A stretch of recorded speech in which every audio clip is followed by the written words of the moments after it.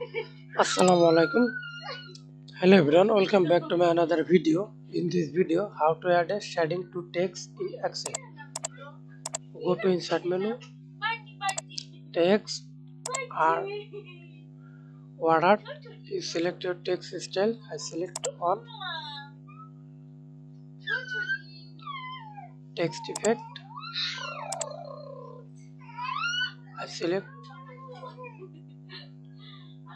issues any option. I select on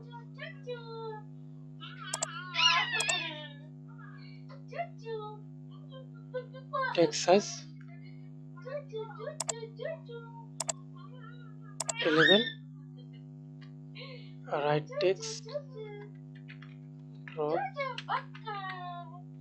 shadow.